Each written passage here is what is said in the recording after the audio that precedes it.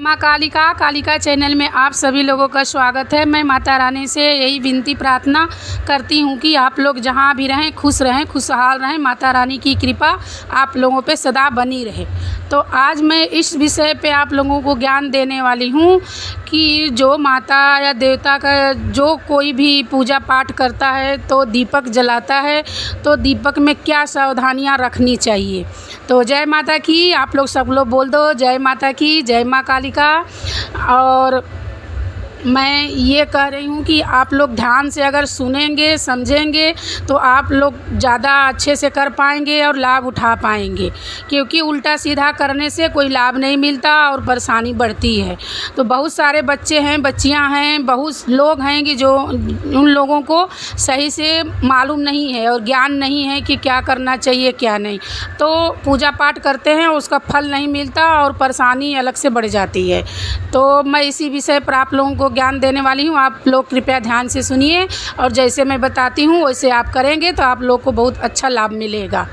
तो जो लोग पूजा पाठ करते हैं माता का या देवी देवता का, जो लोग दीपक जलाते हैं तो दीपक को जलाने के समय माता रानी का नाम लेकर के जलाना चाहिए। जैसे वो दीप रखते हैं माता के नाम पर या अखंड दीपक जलाते हैं या दीप रखते हैं तो माता का नाम लेकर के पहले ही वो तिल्ली जलाना चाहिए। और जलाते समय माता को सुमिर के, भैरव जी को सुमिरना चाहिए, माता को सुमिरना चाहिए, भोलेनाथ को सुमिरना चाहिए और माँ के गणनी योगनी लोग को सुमिरना चाहिए जो माता का दीपक धर रहे हैं। और जो और कोई अलग दीपक रख रहे हैं जो किसी और देवी देवता का, तो वो अपना देवी देवता का जो हैं वो जानते हैं, उनका वो नाम लेकर सुमिर लें। और उनके साथ में जो लोग गण लोग का भी उनको याद कर लें दीपक धरते हुए। और सावधानियाँ क्या रखनी है कि जब भी आप दीपक जलाएं तो जलाने के बाद तुरंत हाथ को धो लें, क्योंकि हाथ को अगर आप नहीं धोएंगे तो परेशानी बढ़ जाती है, क्योंकि उसमें शुद्धि नहीं रहती, अशुद्धि हो जाती है और दोष लगता है। तो दीपक जलाएं तो तुरंत हाथ को धोएं, या अखंड दीप जलाएं तो धोएं या आरती का दीपक जलाएं, जैसा भी दीपक जलाएं, आप कपूर का जलाएं, जब भी कोई दीपक जलाएं तो उस दीपक को जलाने के बाद तुरंत हाथ को वहाँ पानी जो आप लोटा में रखे होंगे साफ़ सुथरा, उस पानी से अपना हाथ थोड़ा सा दूध 4 बूंद पानी हाथ पर लेकर के हाथ को धो लें। और धो करके तब धूप जलाएँ, अगरबत्ती जलाएँ, जो अगरबत्ती तो जलाना नहीं चाहिए, धूप जलाएँ और जो कुछ है अपना पूजा पाठ शुरुआत करें। और पहले दीपक जलाएं, पूजा से पहले आप दीपक जलाएं। दीपक क्योंकि साक्षी होता है हर पूजा का, अग्नि देवता साक्षी होते हैं। तो अगर आप पूजा करने के बाद दीपक जलाएंगे तो आपका पूजा का कोई मान नहीं रहेगा, कोई साक्षी नहीं रहेगा। क्योंकि पूजा से पहले आप नहा वहा के जब पूजा करने जाएं, नहाने के बाद तुरंत दीपक जलाइए, जला करके तब कोई कार्य करिए देवी देवता का पूजा के लिए। तो देखिए करके आपको कितना लाभ मिलेगा और कितना आपको अच्छा भी रहेगा और आपकी परेशानी भी दूर होगी। क्योंकि बहुत सारे बच्चे हैं, बच्चियां हैं, जो कि बहुत लोग हैं जिनको मालूम नहीं है कि दीपक जलाने के बाद हाथ ज़रूर धोना चाहिए। नहीं धोएंगे तो दोष लगता है और दीपक जलाने का कोई फल भी नहीं मिलता, दोष अलग से लगता है।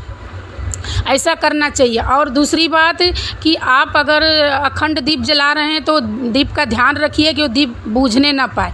अगर बूझ जाती है तो आप दीपक में जो तेल है उस तेल को रहने दीजिए और उस दीपक को साफ़ करिए या ना करिए, मगर बत्ती ज़रूर बदल दीजिए, क्योंकि जला हुआ बत्ती दोबारा नहीं जलाया जाता। अगर आप ऐसे दीपक जला रहे हैं, बहुत सारे बच्चे बच्चियां हैं जो अखंड छोटा दीप रखती हैं और वो 2-4 घंटा दीप जलाती हैं और जलाते हैं, बाद में फिर वो दीपक बुझ जाता है तो फिर वो दीपक को जला देते हैं, उसी को थोड़ा सा बाती ऊपर करके जला देते हैं। तो ऐसा नहीं करना चाहिए, ऐसे करने से दोष लगता है, वो बाती अशुद्ध हो जाती है। तो अगर आप दीपक नहीं धो पाते हैं, वो ज़्यादा तेल वाला रखते हैं, तो आपको उस बाती को निकाल करके हटा के नई बाती डाल करके फिर दीपक को जलाना चाहिए।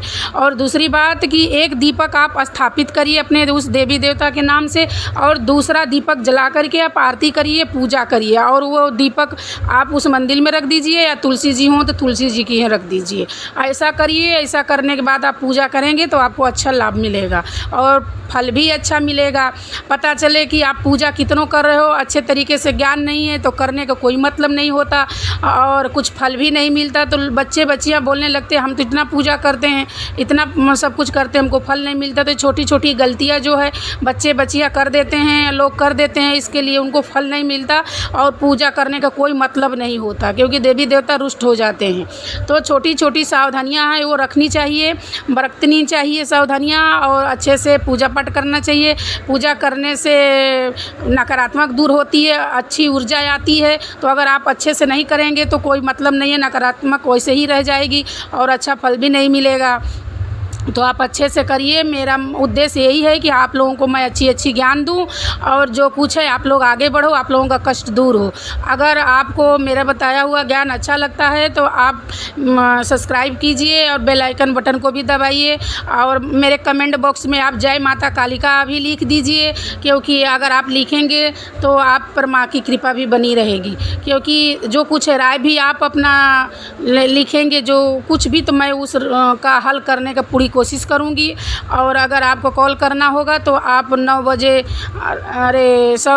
8 बजे से लेकर 9 बजे रात तक आप कर सकते हो। मैं को जो कुछ समस्या होगा उस समस्या का हल करने की पूरी कोशिश करूँगी। रात्रि 8 बजे से लेकर रात्रि 9 बजे, सिर्फ 1 घंटा के लिए। और फालतू लोग कॉल ना करें, मैं यही निवेदन करती हूँ। जिनको ज़रूरी हो, ज़रूरत हो, वो कॉल करें।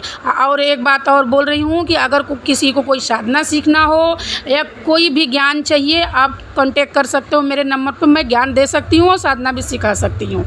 तो जय माता की, जय माँ कालिका। आप लोग खुश रहें, खुशहाल रहें, माई की कृपा आप लोग पर बनी रहे। जय माता की।